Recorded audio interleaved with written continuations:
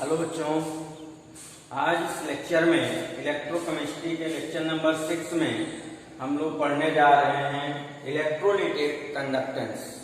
ठीक है, electrolytic conductance से पहले हमने कुछ लेक्चर बनाए हुए हैं जो लेक्चर 5 तक में हैं, जिनमें से इंटेक्स question, Nernst equation, electrochemical cell, electrochemical series, इन सब के बारे में हम लोगों ने पढ़ा है। तो जो लोग नए हैं वो लोग इस लेक्चर को देख सकते हैं और यूट्यूब में। तो इस इलेक्ट्रोलिटिक कंडक्टेंस में हम लोग पढ़ने जा रहे हैं कुछ बेसिक टर्म्स यूज होते हैं, जैसे resistance, conductance, resistivity, conductivity, molar conductivity and equivalent conductivity. In basic terms जो हमारे 6 हैं, इनमें हम लोग डिस्कस करने जा रहे हैं। ठीक है ना। तो इससे पहले बच्चों हम लोग थोड़ा सा ये जान लें कि इलेक्ट्रोलिटिक कंडक्टेंस और मेटेलिक कंडक्टेंस में क्या डिफरेंस होता है ना। क्योंकि अभी तक हम लोगों ने जो पढ़ा उसमें हम लोगों ने क्या पढ़ा कि मेटेलिक कंडक्टर, मेटल जो होती है वो कंडक्टर की तरह वर्क करती है। तो मेटेलिक कंडक्टेंस और इलेक्ट्रोलिटिक कंडक्टेंस में डिफरेंस पहले देख लेते हैं। वो भी एक बेसिक पार्ट ही है इस टॉपिक का। तो फिर इसके बाद हम लोग बात करेंगे बेसिक टर्म्स में से। ठीक है, तो चलते हैं। तो पहला हमारा हम कह सकते हैं ऐसे इसको पार्ट में डिवाइड कर लें और एक तरफ लिख लें मेटेलिक कंडक्टेंस और दूसरी तरफ हमने लिख लिया इलेक्ट्रोलिटिक कंडक्टेंस। तो इन दोनों में डिफरेंस क्या है उस पर हम लोग बात कर लेते हैं पहले, है ना। जैसे मेटेलिक कंडक्टेंस की बात करें तो हम लोग के डेली यूज में भी मेटल्स का कंडक्टेंस यूज होता है ना। और कहीं कहीं पे हम लोग इलेक्ट्रोलिटिक कंडक्टेंस भी कर लेते हैं। ठीक है, तो मेटेलिक कंडक्टेंस में और इन दोनों में डिफरेंस क्या है। तो देखिए पहली चीज क्या होती है, मेटेलिक कंडक्टेंस का मतलब है जैसे हमारे घर में वायर होते हैं, ये किसके बने होते हैं, मेटल के होते हैं। और मेटल, इसी मेटल के थ्रू क्या होता है कि इलेक्ट्रिसिटी कंडक्ट होती है ना। तो उसी पे हम लोग बात कर रहे हैं। और इलेक्ट्रोलिटिक कंडक्टेंस का मतलब होता है कि जैसे कोई सोल्यूशन बनाया गया तो उस सोल्यूशन में इलेक्ट्रो, जैसे मान लो यहाँ पे हमने एक सोल्यूशन बना दिया, ये हमारा सोल्यूशन है। ठीक है ना। अब इस सोल्यूशन में पहले जैसे हम लोग 10th में पढ़ते आ रहे हैं कि मान लो ये वाटर है, ये क्या है, वाटर है ना। तो वाटर की 2-3 कैटेगरी होती है ना। जैसे एक हमारा होता है कि डिस्टिल वाटर, कौन सा होता है, डिस्टिल्ड वाटर। दूसरा होता है टैप वाटर। तीसरा होता है साल्ट वाटर, जिसको हम लोग क्या बोलते हैं, सी वाटर कह सकते हैं। ठीक है ना। तो मतलब जिसमें से साल्ट होते हैं, साल्ट जिसमें से डिजोल्व कर दिए जाएं तो मैलाइन वाटर भी कह सकते हैं इसको। ठीक है ना। तो कहते थे वहां पर कि किसकी कंडक्टिविटी ज्यादा होगी, तो सीधे से बात वहां पर पढ़ते थे आप लोग कि वहां पर सी वाटर जो होगा उसकी कंडक्टिविटी हाई होगी। क्यों हाई, और सबसे कम किसकी होगी, डिस्टिल्ड वाटर की। डिस्टिल्ड वाटर की क्यों होगी, क्योंकि उसमें से साल्ट डिजोल्व नहीं है, वो प्योर वाटर होता है। ठीक है ना। तो समझ गए ना बात को, हमें क्या पढ़ना है यहाँ पे। ठीक है। और मेटेलिक कंडक्टेंस का मतलब क्या होता है कि कोई मेटल वायर है और इस मेटल वायर में कंडक्टेंस जो होता है। ठीक, तो चलते हैं यहाँ पर बात कर लेते हैं। तो मेटल में कंडक्टिविटी किसकी वजह से होती है, क्योंकि इसमें से फ्री इलेक्ट्रॉन्स होते हैं। क्या होते हैं, फ्री इलेक्ट्रॉन्स होते हैं। ठीक है ना। तो इसकी जो लेयर होती है उस लेयर में मेटल सरफेस में क्या होते हैं, फ्री इलेक्ट्रॉन्स होते हैं, जिसकी वजह से कंडक्टिविटी प्रोसीड होती है। तो फर्स्ट पॉइंट हम लोग यहाँ पर लिख सकते हैं, conductivity is due to free electrons.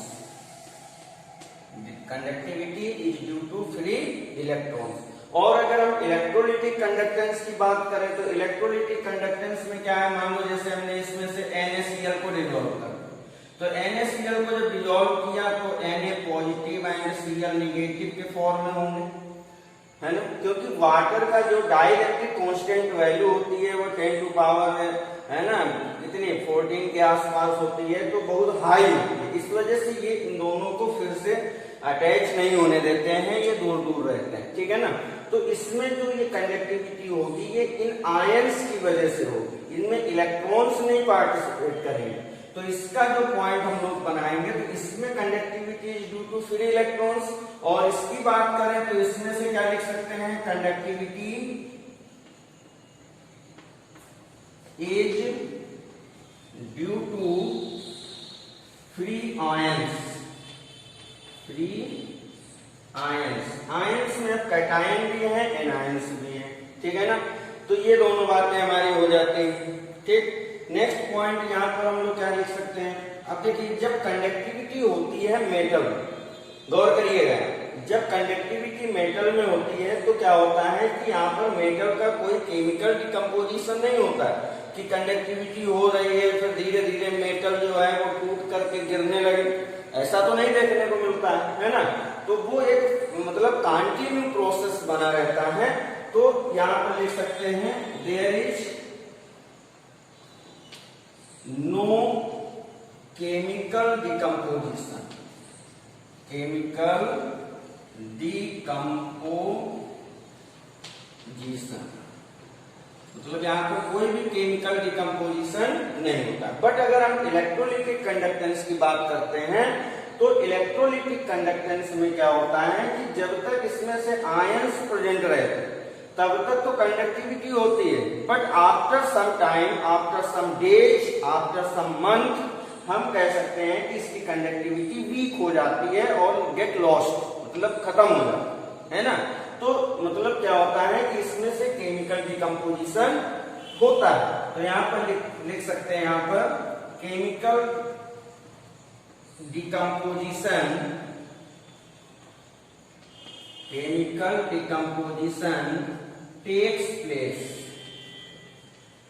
Chemical decomposition takes place, ठीक है ना, मतलब इसमें केमिकल डिकम्पोजिशन होता है, ठीक है। नेक्स्ट पॉइंट बात करते हैं, अगर हम रेजिस्टेंस की बात करें,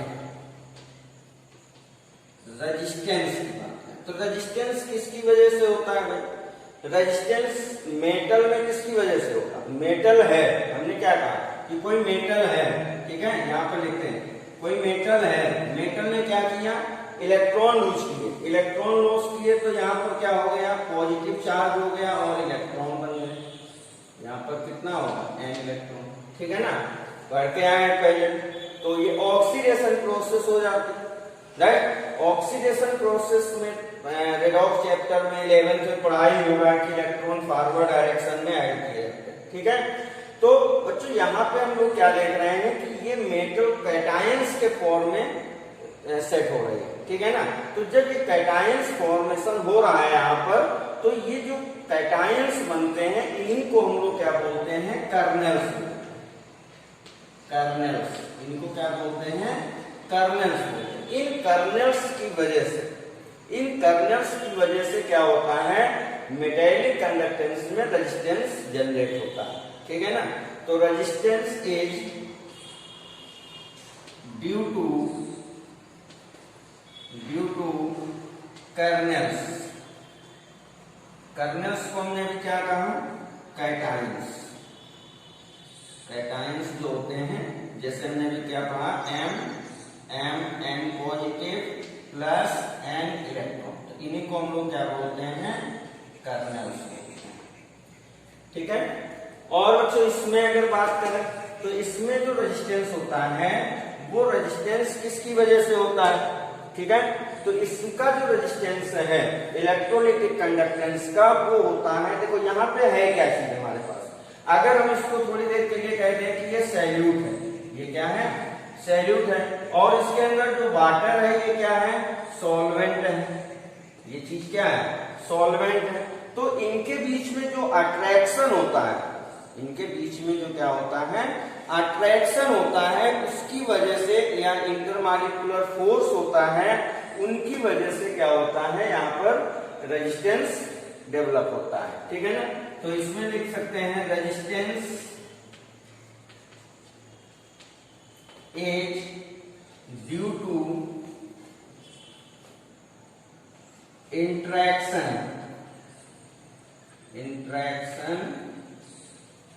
between किसके किसके बीच में हो सकता है। पहली चीज जैसे हमने लिख दिया सैल्यूट प्लस सैल्यूट, दूसरी चीज हमने क्या लिख दिया सॉल्वेंट प्लस सॉल्वेंट, तीसरी चीज हमने क्या लिख दिया सैल्यूट प्लस सॉल्वेंट। मतलब इसका जो रेजिस्टेंस है वो सैल्यूट सैल्यूट इंटरेक्शन या सॉल्वेंट सॉल्वेंट इंटरेक्शन या फिर सैल्यूट सॉल्वेंट इंटरेक्शन की वजह से डेवलप होता है। ठीक है ना। और नेक्स्ट पॉइंट हम यहाँ पर लास्ट पॉइंट कह सकते हैं, ठीक है ना, कि जो मेटेलिक कंडक्टेंस होता है उसमें टेम्परेचर का क्या इफेक्ट पड़ता है। ठीक है ना। तो टेम्परेचर अगर हम इंक्रीज कर दें मेटेलिक मेटल का तो क्या कंडक्टिविटी उसकी इंक्रीज करेगी, बिल्कुल करेगी। ठीक है ना। तो लिख सकते हैं conductance increase with increased temperature,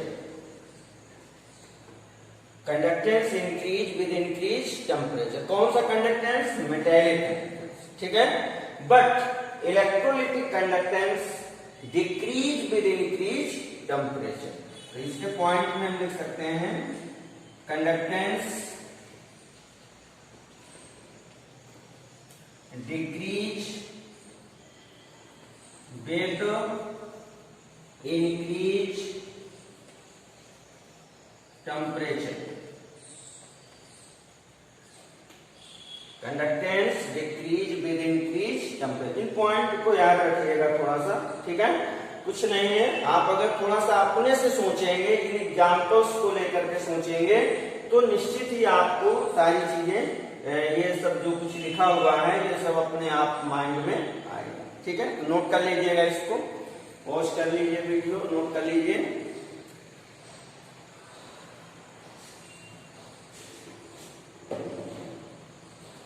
चलिए, तो अब हम लोग डिस्कस करेंगे जो कुछ बेसिक टर्म्स हैं, क्योंकि अब हम लोगों को नेक्स्ट टॉपिक पढ़ना है। मेटेलिक कंडक्टेंस तो पढ़ना नहीं है ना। ये हम लोग 9th 10th में पढ़ के आए हुए हैं 8th क्लास से। अब हमें पढ़ना है इलेक्ट्रोलिटिक कंडक्टेंस के बारे में। ठीक है ना। इलेक्ट्रोलिटिक कंडक्टेंस समझ गए क्या होता है। ठीक है।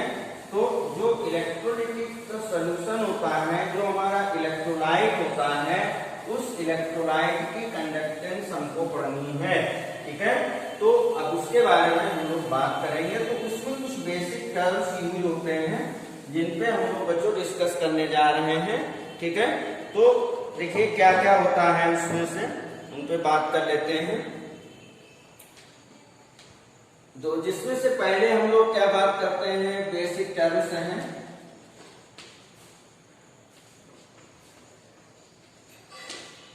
है ना। बेसिक टर्म्स हैं। किसके बेसिक टर्म्स हैं? Electrolytic conductance. हम लोग पढ़ने जा रहे हैं इलेक्ट्रोलिटिक कंडक्टेंस। इस पे हम लोग बात करेंगे। तो पहला बेसिक टर्म्स हमारा होता है रेजिस्टेंस। पहला टर्म क्या है? रेजिस्टेंस। रेजिस्टेंस का मतलब क्या होता है? अगर जनरल वे पे हम लोग देखें तो कहते हैं ना कि थोड़ा सा रेजिस्टेंस बना कर रहो। रेजिस्टेंस मतलब थोड़ा दूर दूर रहो, है ना। तो दूर दूर का मतलब क्या हो गया? देखो, अगर पास पास हो जाए कि आओ भाई मेरे से जुड़ जाओ आकर के, बिल्कुल मेरे से चिपक जाओ आकर के, है ना, तो उसका मतलब क्या होता है? अट्रैक्शन। ठीक है। और दूर होने का मतलब क्या होता है? ऑब्स्ट्रैक्शन। दूर का मतलब क्या होता है? ऑब्स्ट्रैक्शन। ठीक है ना। तो obstruction of flow of current, flow of path of current is called resistance. लिख सकते हैं इसको, है ना। तो क्या लिख सकते हैं? दी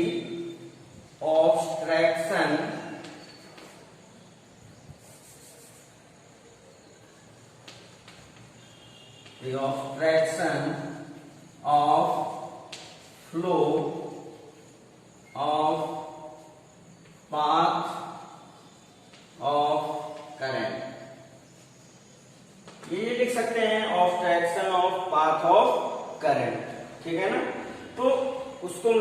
बोलते हैं रेजिस्टेंस, और इसको डिनोट करते हैं किससे, आर से। और इसकी जो यूनिट होती है, यूनिट बच्चों पढ़ के आए होंगे आप 9 से, यूनिट रेजिस्टेंस की क्या होती है, ओम। क्या होती है, ओम। सिंबल क्या होता है, ऐसे होता है, ठीक है ना। तो ये है हमारा रेजिस्टेंस। नेक्स्ट है हमारा कंडक्टेंस। कंडक्टेंस क्या होता है बच्चों, कंडक्टेंस होता है, अभी हमने क्या कहा, रेजिस्टेंस क्या होता है, ऑब्स्ट्रैक्शन, कंडक्टेंस क्या होता है, अट्रैक्शन। तो मतलब दोनों एक दूसरे के रेसिप्रोकल हो गए, ठीक है ना। जब रेसिप्रोकल हो गए तो लिख सकते हैं reciprocal of resistance is called conductance, ठीक है। तो इसका जब रेसिप्रोकल हम लोग देखेंगे तो रेसिप्रोकल को हम लोग कंडक्टेंस को C से इंडिकेट कर सकते हैं। तो C इक्वल टू क्या हो जाएगा, 1/r। अगर हम इसकी यूनिट देखेंगे तो यूनिट क्या हो जाएगी, 1/ओम।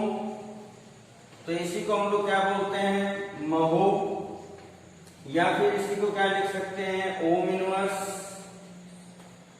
या इसी को लिख सकते हैं सीमेन।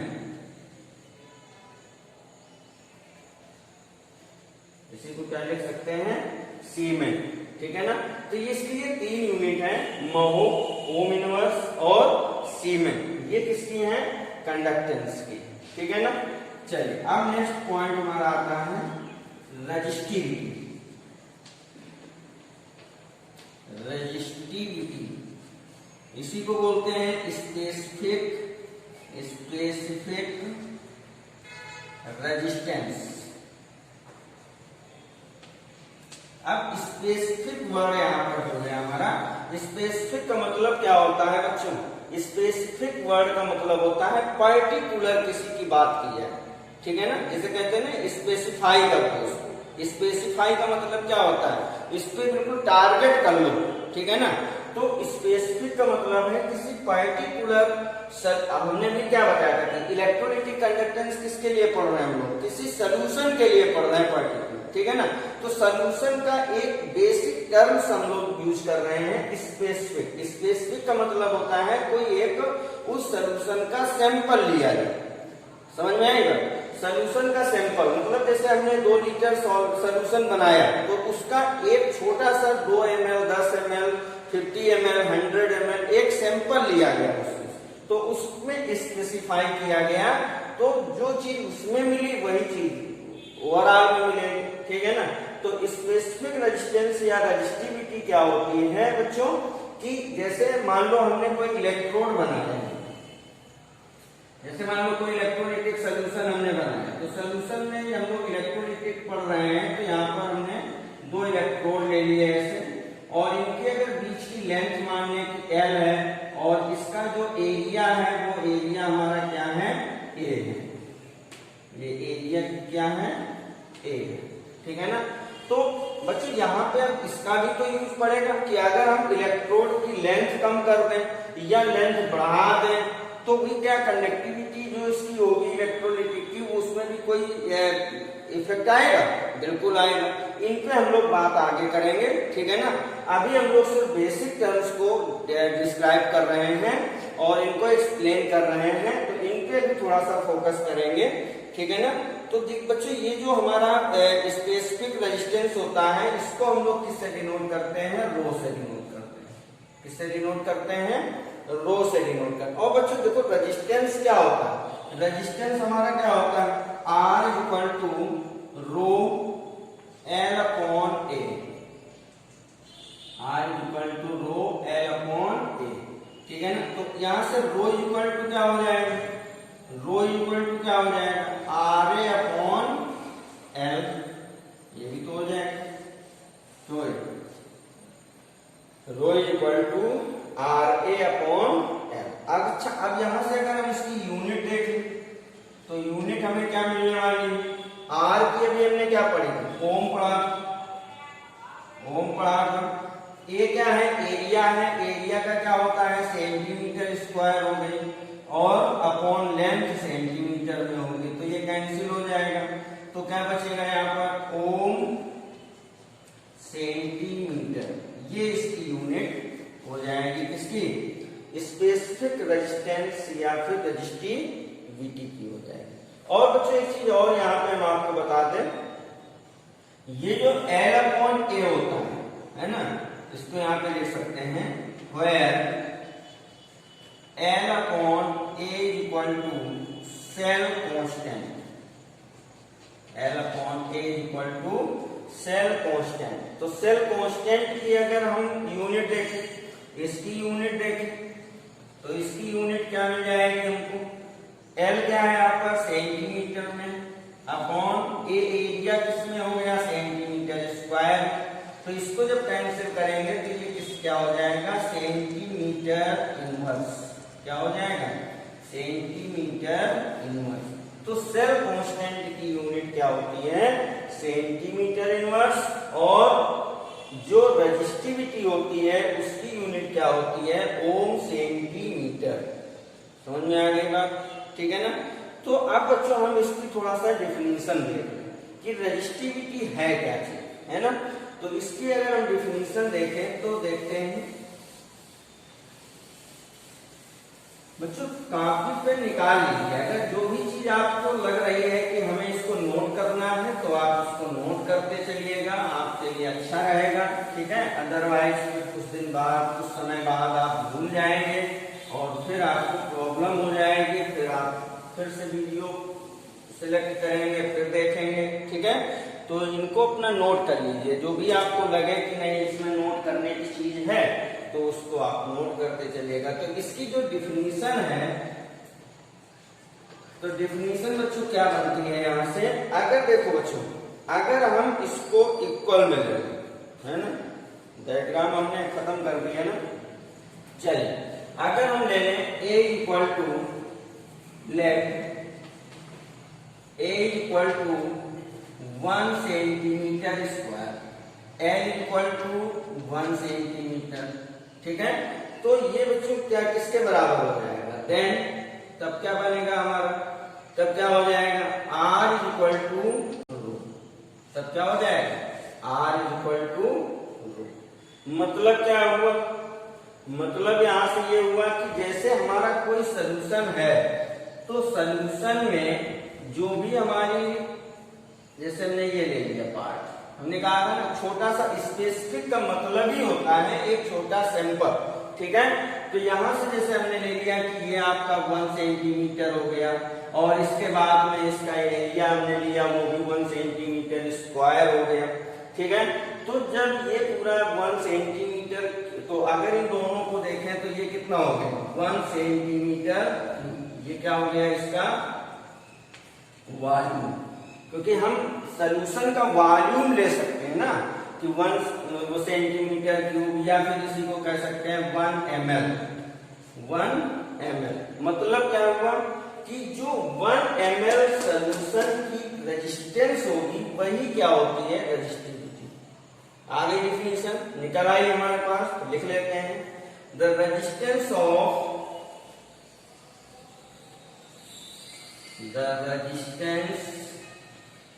ऑफ 1 सेंटीमीटर क्यूब, या इसी को 1 ml कह सकते हैं, resistance of 1 centimetre cube 1 ml electrolyte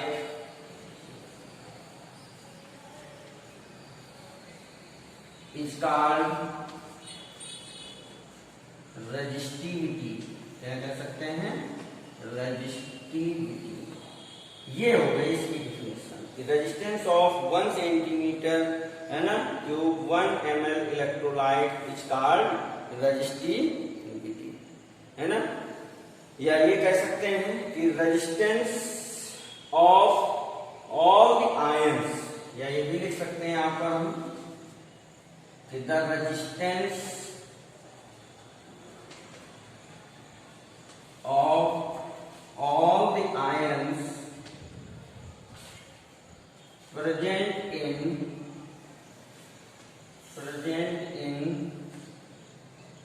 1 centimeter cube या 1 इलेक्ट्रोलाइट। क्या कह सकते हैं? Resistance of all the ions, क्योंकि यहाँ पर आयंस हमने क्या बात की थी, इलेक्ट्रोलिटिक कंडक्टेंस में क्या बात की थी, किसकी वजह से होता है कंडक्टेंस, ये होता है आयंस की वजह से। तो जो भी हम पढ़ेंगे यहाँ पर आयंस के बारे में पढ़ेंगे, इलेक्ट्रॉन्स के बारे में नहीं पढ़ेंगे। अगर यहाँ पर इलेक्ट्रॉन्स लिख देता तो फिर गलत हो जाता, ठीक है। तो इलेक्ट्रॉन्स ना पढ़ करके हम यहाँ पर क्या पढ़ेंगे, आयंस पढ़ेंगे, ठीक है। तो समझ गए बात को कि रेजिस्टेंस क्या होता है ना, कंडक्टेंस क्या होता है, रेजिस्टिविटी क्या होती है। रेजिस्टिविटी में एक चीज और निकल के आ गई, सेल कांस्टेंट। सेल कांस्टेंट क्या होता है, ठीक है। चलिए अब आगे हम लोग और बात करेंगे। अब नेक्स्ट है हमारा, ये तो थर्ड था हमारा, अब फोर्थ पे आते हैं, कंडक्टिविटी। जैसे रेजिस्टिविटी वैसे ही कंडक्टिविटी। तो ये भी कोई बहुत बड़ी बात नहीं है, जैसे रेजिस्टेंस से बना है रेजिस्टिविटी, वैसे ही कंडक्टेंस से क्या बना हुआ है, कंडक्टिविटी, है ना। तो रेजिस्टेंस मतलब क्या होता है, अट्रैक्शन। कंडक्टेंस मतलब क्या होता है, अट्रैक्शन, ठीक है ना।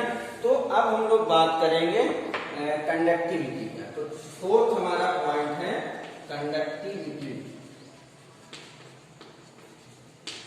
कंडक्टिविटी इसी को लिख सकते हैं स्पेसिफिक कंडक्टेंस, इसी को क्या लिख सकते हैं, स्पेसिफिक कंडक्टेंस। तो जैसे उसमें हम लोगों ने पढ़ा था, तो इसको हम किससे डिनोट करते हैं, शायद कप्पा से करते हैं, है ना। एक वर्ड होता है कप्पा, क्या होता है, कप्पा, ठीक है। तो इसको हम कप्पा से डिनोट करते हैं। तो जैसे रेजिस्टेंस से रेजिस्टिविटी बना था, वैसे ही कंडक्टेंस से क्या बनेगा, कंडक्टिविटी, है ना। तो इसमें भी डिफिनीशन क्या लिख सकते हैं, the conductance of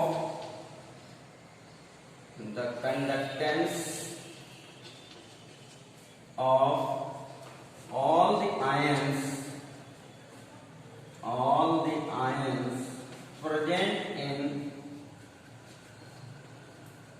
1 centimeter cube volume या 1 ml volume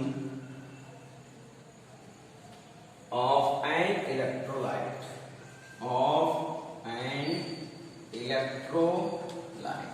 ठीक है। अब तक बच्चों अगर आपसे कह दे कि what you can define conductivity, define resistivity, है ना। तो रेजिस्टिविटी को थोड़ा सा इतना तो आप समझ चुके होंगे कि रेजिस्टिविटी किससे बना है, रेजिस्टेंस से। कंडक्टिविटी किससे बना है, कंडक्टेंस से। सिर्फ कंडक्टेंस की जगह में, कंडक्टेंस की प्लेस पे अगर आप रेजिस्टेंस लिख देंगे तो डिफिनीशन किसकी हो जाएगी, रेजिस्टिविटी की हो जाएगी, ठीक है ना। अगर हम यहाँ पर लिख दें the resistance of all the ions, तो फिर वो रेजिस्टिविटी हो जाएगी, ठीक है ना। अगर हम यहाँ पर लिख देंगे conductance of all the ions, तो ये फिर डिफिनीशन किसकी हो जाएगी, कंडक्टिविटी की हो जाएगी। समझ गए ना बात, ठीक है ना। तो देखिए बच्चों, यहाँ पर अगर इसको हम लोग देखें तो ये जो होता है, तो इसको हम लोग क्या लिख सकते हैं, कप्पा इक्वल टू, या इसी को हम लोग और भी कह सकते हैं कि रेसिप्रोकल ऑफ, जैसे कंडक्टेंस क्या होता था, रेजिस्टेंस का रेसिप्रोकल होता था, वैसे ही कंडक्टिविटी क्या हो जाएगी, रेजिस्टिविटी की क्या हो जाएगी, रेसिप्रोकल हो जाएगी, ठीक है ना। समझ गए बात। तो यहाँ कुछ लोग बताते भी हैं कि द रेसिप्रोकल ऑफ, ऐसे लिख देते हैं, the reciprocal of resistivity is called conductivity, ऐसे भी कह देते हैं, ठीक है ना। कुछ लोग ऐसे बता देते हैं। तो इसको भी अगर चाहे तो कप्पा इक्वल टू क्या हो जाएगा, यहीं से बना लेंगे इसको, कप्पा इक्वल टू 1/ρ हो जाएगा। और अभी हम लोगों ने क्या पढ़ा था थोड़ी देर पहले, अभी हम लोगों ने क्या पढ़ा था, ρ इक्वल टू RA/L, पढ़ा था कि नहीं पढ़ा। तो इसको हम लोग लिख सकते हैं, क्योंकि ρ इक्वल टू RA/L, ये चीज पढ़ी, ठीक है ना। तो यहाँ पर पुटअप कर देंगे तो कप्पा इक्वल टू क्या हो जाएगा, 1/RA/L हो जाएगा। तो इसको बच्चों हम लोग क्या लिख सकते हैं, kappa is equal to 1/r into L/A लिख सकते हैं। तो भाई 1/r इंटू L/A लिख सकते हैं ना। और देखो बच्चों यहाँ पे हम लोगों ने क्या पढ़ा, यहाँ से एक चीज निकल के आती है, कप्पा देखिए क्या है, कंडक्टिविटी है, ठीक है। तो यहाँ से लिख सकते हैं कंडक्टिविटी, कंडक्टिविटी इसी का और करके लिख सकते हैं, ठीक है ना। और कंडक्टिविटी इज इक्वल टू क्या लिख सकते हैं यहाँ से, देखिए 1/r को हम लोग क्या बोलते थे, conductance, conductivity is equal to conductance into, और अभी हमने L/A को क्या पढ़ा था, सेल कांस्टेंट, याद हो अभी जस्ट पढ़ा, ठीक है ना। तो इनटू क्या हो जाएगा, सेल कांस्टेंट। इस फार्मूले को बच्चों थोड़ा सा डीपली ध्यान में रखना आप लोग, क्योंकि इसका न्यूमेरिकल में बहुत यूज मिलेगा, ठीक है ना। कंडक्टेंस क्या है 1/r, सेल कांस्टेंट क्या है L/A, ठीक है ना, और कंडक्टिविटी क्या है कप्पा, ठीक है। तो बच्चों यहां से अगर हम इसकी यूनिट देखें, तो अगर इससे हम यूनिट निकालना चाहें, इससे यूनिट निकाल लें या इससे यूनिट निकाल लें, इससे दोनों से सेम आ जाए, तो 1/ρ रो की अभी हम लोगों ने क्या पढ़ी थी, ओम सेंटीमीटर पढ़ा था, है ना भाई। अभी हमने रो की यूनिट क्या पढ़ी थी, ओम सेंटीमीटर। और जब कप्पा इक्वल टू क्या है 1/ρ, तो इसकी हम लोग क्या पढ़ेंगे 1/ओम सेंटीमीटर। तो इसी को हम लोग क्या बोल सकते हैं, ओम इनवर्स सेंटीमीटर इनवर्स, क्या लिख सकते हैं, ओम इनवर्स सेंटीमीटर इनवर्स लिख सकते हैं। और बच्चों ओम इनवर्स को हम लोग क्या बोलते थे, महो, महो भी लिखते थे, है ना। और ये सेंटीमीटर इनवर्स हो जाएगा। और महो को हम लोग क्या बोलते थे, सीमेन, सीमेन सेंटीमीटर इनवर्स, ये भी हो सकता है ना। तो इनमें से कोई भी यूनिट इसकी हो सकती है, ठीक है। तो इनमें से कोई भी यूनिट आप इनमें से लिख सकते हैं, जो यूनिट किसकी होगी, कंडक्टिविटी की होगी, जिसको हम स्पेसिफिक कंडक्टेंस भी कह सकते हैं, कहते हैं, ठीक है। तो स्पेसिफिक कंडक्टेंस कहें या कंडक्टिविटी कहें, और इसकी अगर यूनिट आपसे पूछ रहा है तो आपको दिमाग जाना चाहिए कि ये किसका रेसिप्रोकल होगा। देखो आप इसमें कंफ्यूज मत होइए, कंफ्यूज होने की जरूरत नहीं है। देखो जैसे अभी हम लोग यहाँ से थोड़ा सा साफ करके तुमको समझा रहे हैं, है ना, तो इसमें से आपको कहीं भी कंफ्यूजन की जरूरत नहीं है। देखो अभी हम लोगों ने क्या पढ़ा, रेजिस्टेंस, क्या पढ़ा, रेजिस्टेंस पढ़ा। ये क्या होता था, कंडक्टेंस, है ना, यही तो होता था, ये दोनों एक दूसरे के रेसिप्रोकल होते थे। इसी तरह से रजिस्टिविटी जो होती थी, रजिस्टिविटी होती थी, ये भी किसके रेसिप्रोकल होती थी, कंडक्टिविटी के रेसिप्रोकल होती थी। तो ये दोनों बातें एक दूसरे के रेसिप्रोकल में हैं। अगर इन दोनों पे बात की जाए, है ना, तो ये तो ऑब्स्ट्रैक्शन हो गया, और ये ऑब्स्ट्रैक्शन किसका है, ये है 1 सेंटीमीटर क्यूब वॉल्यूम का। अगर 1 ml सोल्यूशन ले लिया जाए, 1 ml इलेक्ट्रोलाइटिक सोल्यूशन ले ले हम, तो चूंकि हम इलेक्ट्रोलाइटिक कंडक्टेंस पढ़ रहे हैं ना, तो अगर हम इलेक्ट्रोलाइटिक की बात करें, इलेक्ट्रोलाइट की बात करें, इलेक्ट्रोलाइटिक सोल्यूशन की बात करें, तो वहां पर अगर हम 1 ml वॉल्यूम की बात करेंगे तो वो रजिस्टिविटी होगी। अब उसी तरह से अगर हम 1 ml वॉल्यूम की कंडक्टेंस देखेंगे तो वो कंडक्टिविटी होगी। समझ में आ रहेगा, ठीक है ना। तो ये एक दूसरे के रेसिप्रोकल में होते हैं। अगर हमें इसकी पता है तो इसकी पता कर लेंगे, इसका इनवर्स हो जाएगा। इसका बात करें तो इसकी पता है तो इसकी पता हो जाएगी, ये भी एक दूसरे के इनवर्स हो जाएंगे, ठीक है। तो ये बातें हैं। तो हमारा ये मैटर खत्म होता है, मतलब topic number 4, conductivity and conductance, specific conductance, ठीक है। चलिए नेक्स्ट जब हम लोग 5th पार्ट पे आते हैं, तो 5th पार्ट हमारा क्या था, बोलो भाई, मोलर कंडक्टिविटी, क्या था? Molar conductivity. तो मोलर कंडक्टिविटी अब हम लोग पढ़ने जा रहे हैं, ठीक है ना। तो मोलर कंडक्टिविटी में भी कुछ नहीं है ना। मोलर का मतलब क्या होता है? मोलर कंसंट्रेशन, ठीक है। अब 1 मोलर कंसंट्रेशन अगर इलेक्ट्रोलाइट सोल्यूशन है, ठीक है ना, तो उसकी जो कंडक्टिविटी होगी वो क्या होती है? मोलर कंडक्टिविटी होती है, ठीक है। तो गौर करिएगा इस चीज में भी थोड़ा सा, ठीक है। तो बच्चों यहाँ पे क्या है कि देखिए कुछ कठिन नहीं है, बस आपको समझना है इसमें से कि क्या है, कि कैसे हम इसको डिफाइन करें, कैसे इसको यूज करें। तो नेक्स्ट है हमारा 5th टॉपिक है मोलर कंडक्टिविटी।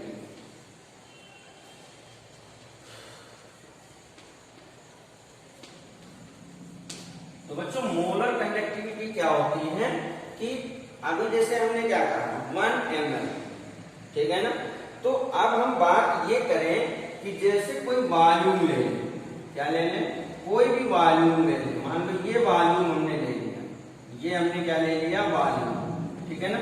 अब इसमें अगर 1 मोल डिजॉल्व, इस 1 मोल की जो कंडक्टिविटी होगी वही क्या होगी? मोलर कंडक्टिविटी होगी, ठीक है ना। तो इसको हम लोग डिफाइन कैसे करेंगे?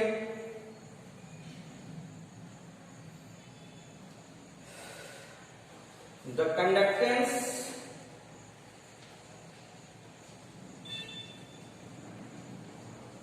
of all the ions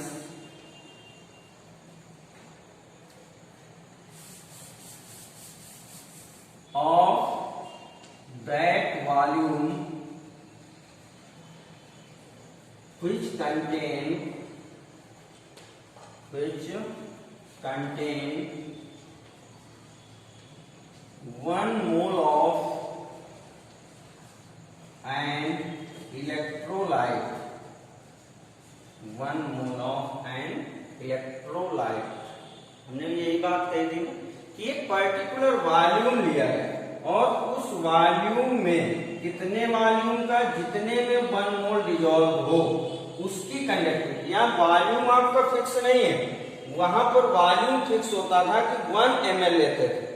वहां पर वॉल्यूम क्या होता था? फिक्स रहता था कि 1 ml जो हमारा वॉल्यूम होता था उसकी कंडक्टिविटी, उसका रेजिस्टेंस, उसका कंडक्टेंस, ये सब चीजें हम लोग पढ़ते थे। यहाँ पर वॉल्यूम फिक्स नहीं है, उसका मोल फिक्स है कि 1 मोल जितने वॉल्यूम में डिजॉल्व होगा उतने का जो कंडक्टेंस होगा वही क्या होगा? मोलर कंडक्टिविटी होगी, ठीक है ना। तो इसको हम लोग लैम्डा m से डिनोट करते हैं। तो यहाँ पर कंडक्टेंस क्या होती है भाई? इसको हम लोग क्या लिख लेंगे? Kappa into volume. कौन सा वॉल्यूम लेंगे हम यहाँ पर? कंटेन, जिसमें क्या होगा? Contain 1 mole of an electrolyte, इसमें क्या होगा? 1 मोल इलेक्ट्रोलाइट प्रेजेंट होगा, वही वॉल्यूम यहाँ पर लेना है, ठीक है ना। तो देखिए अब यहाँ से अगर हम थोड़ी सी बात करें मोलरिटी से, है ना, तो मोलरिटी इक्वल टू क्या होती है? m इक्वल टू क्या होता है? n अपॉन v होता है ना। अब n नंबर ऑफ मोल्स के होते हैं, नंबर ऑफ मोल्स यहाँ पर कितना लिया गया है? 1 मोल की बात की गई है। तो n इक्वल टू हम यहाँ पे क्या लिख सकते हैं? 1 लिख सकते हैं। तो m इक्वल टू क्या हो जाएगा आपका? 1 अपॉन v हो जाएगा। v किस में रहेगा? लीटर में, ठीक है ना। अब जब लीटर में रहेगा तो ये v इक्वल टू हम यहाँ पे क्या लिख सकते हैं भाई? लिख सकते हैं ना 1000। अगर इसको हम मिलीलीटर में कन्वर्ट कर लें, है ना, मिलीलीटर में कन्वर्ट कर लें तो ये क्या हो जाएगा? m। तो इसकी प्लेस पे अगर हम ये वैल्यू रख लें तो क्या हो जाएगा? Lambda m equal to kappa into 1000 upon m। m यहाँ पर क्या है आपका? मोलरिटी है भाई, तो याद रखना मोलर मास मत लगा देना, ठीक है, नहीं तो फिर गलत हो जाएगा। तो ये हो गई हमारी मोलर कंडक्टिविटी। समझ में आ गई बात? ठीक है ना। कुछ बच्चे यही नहीं पता रहता है ये वैल्यू कहाँ से आती है, ठीक, डायरेक्ट फार्मूला रटे रहते हैं। तो रटना नहीं है ना, हमने पहले ही कहा था केमिस्ट्री समझने का है, अंडरस्टैंडिंग अच्छी होनी चाहिए, कॉन्सेप्ट अच्छे रहने चाहिए, तभी आप केमिस्ट्री या हो या फिजिक्स हो, कोई भी आपका सब्जेक्ट हो, आप उसको अच्छे से कर सकते हैं। तो चलिए अब नेक्स्ट हम लोग पढ़ने जा रहे हैं इक्विवेलेंट कंडक्टिविटी, है ना। तो ये हमारा 6 पार्ट होगा, ठीक। तो 6 में हम लोग पढ़ेंगे इक्विवेलेंट कंडक्टिविटी। तो बच्चों इक्विवेलेंट कंडक्टिविटी क्या होती है? इक्विवेलेंट वेट किसमें पढ़ा था? नॉर्मेलिटी के केस में पढ़ा था ना हम लोगों ने, ठीक है ना। तो इक्विवेलेंट का मतलब क्या होता है? Gram equivalent. तो जहां पर आपने मोल किया था वहां पर क्या कर देंगे? ग्राम इक्विवेलेंट कर देंगे। तो क्या लिखेंगे? The conductance of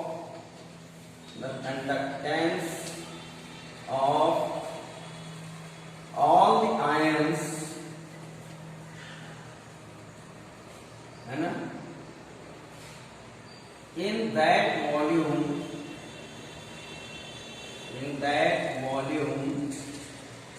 which contain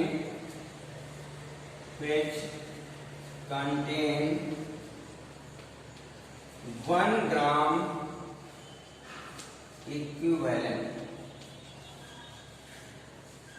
of an electrolyte समझ में आ गया? तो बच्चों इसी तरह से जैसे इसमें हम लोग निकाले वैसे ही इसमें भी निकालेंगे, ठीक है ना। तो इसमें भी निकालेंगे तो इसको हम लोग किससे डिनोट करते हैं? Ev इक्विवेलेंट, Eq V नहीं Eq, ठीक है ना। तो equivalent molar equivalent conductivity equal to क्या हो जाएगा? इसमें भी हो जाएगा कप्पा इंटू 1000 अपॉन, अब मोलारिटी की जगह पे क्या आ जाएगा? नॉर्मेलिटी। इतना केवल चेंज होगा, क्या आ जाएगा यहाँ पर? नॉर्मेलिटी आ जाएगा, ठीक है ना। तो बच्चों अगर हम इसकी यूनिट देखें और इसकी यूनिट देखें, अगर इन दोनों की हम लोग यूनिट देखें तो यूनिट क्या मिल जाएंगे? बोलो क्या मिल जाएगा? अभी देखो कप्पा की यूनिट हम लोगों ने क्या पढ़ा था? कप्पा की यूनिट क्या पढ़ा था? सीमेन सेंटीमीटर इनवर्स, ये तो पढ़ा था, क्यों भाई? सीमेन सेंटीमीटर इनवर्स पढ़ा था ना। तो यहाँ पर क्या है? मोलारिटी, ठीक है ना। तो मोलारिटी का मतलब क्या होता है? m इक्वल टू क्या होता है? मोल पर सेंटीमीटर क्यूब, ये तो होता है। या इसी को हम लोग क्या बोलते थे? लीटर बोलते थे, ये तो पढ़ते थे, हैं? तो आप इसको अगर यहाँ पर हम पुटअप कर दें तो क्या हो जाएगा? इस पे पहले देख लो, इस पे देख लो, तो ये क्या हो जाएगा? देखो यहाँ पे lambda m equal to kappa की जगह में सीमेन सेंटीमीटर इनवर्स अपॉन 1000 से कोई मतलब नहीं, ये क्या हो जाएगा? मोल अपॉन सेंटीमीटर क्यूब हो जाएगा, ठीक है। तो ये क्या हो जाएगा? इसको देखें तो ये कैंसिल हो जाएगा भाई, हैं? तो ये क्या बन जाएगा आपका? सीमेन सेंटीमीटर, क्या बन जाएगा? सीमेन सेंटीमीटर स्क्वायर मोल इनवर्स। तो इसकी यूनिट क्या हो जाएगा? सीमेन सेंटीमीटर स्क्वायर मोल इनवर्स, ये हो जाएगा। तो यहाँ पर इसकी यूनिट इसी तरह से क्या हो जाएगी? इसकी यूनिट क्या हो जाएगी? तो इसकी यूनिट अगर हम देखें तो इसकी यूनिट हो जाएगी siemens centimetre square gram equivalent inverse, ये इसकी यूनिट बन जाएगी, ठीक है। तो ये था आपका बेसिक टर्म्स जो यूज हो रहे थे इलेक्ट्रोलिटिक कंडक्टेंस में, उसकी बात थी। अगर बच्चों यहाँ पर इन दोनों में अगर रिलेशन भी निकालना चाहें आप, तो रिलेशन कैसे निकलेगा?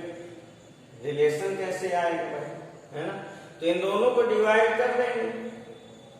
क्या कर देंगे?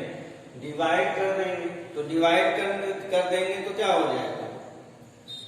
हैं? इसमें इसको डिवाइड कर दीजिए। ठीक है, तो रिलेशन देख लीजिए एक सेकंड में। तो कुछ है नहीं, आप तो समझिए इस चीज को, समझने का मैटर है। और कॉपी पेन में आप कॉपी में नोट करते जाइए जो भी आपको अच्छा लगे। तो relation between lambda m and equivalent, ठीक है, molar conductivity and equivalent conductivity. ठीक, तो इन दोनों में अगर हम रिलेशन देखें तो रिलेशन हमको क्या मिलना है? Lambda m upon equivalent equal to kappa into 1000 upon m upon kappa into 1000 upon m। ये दोनों कैंसिल हो जाएंगे, तो ये 1 अपॉन m है, ये 1 अपॉन n है, तो ये ऊपर चला जाएगा। तो मतलब क्या हो जाएगा? n अपॉन m हो जाएगा। तो normality upon molarity equal to क्या होता है? स्मॉल m, है ना। मतलब क्या हो जाएगा? यहाँ से क्या लिख सकते हैं? Lambda m upon lambda equivalent equal to small m। ये हो सकता है। ठीक है, आप देखो बच्चों, यहाँ पर n क्या है? n इक्वल टू क्या है? Acidity of basicity of acid, cation valency of salt. ये होता है m। यहाँ पर n कोई मोल नहीं है, बच्चे कंफ्यूज हो जाते हैं कि ये यहाँ पर n स्टैंड फॉर मोल।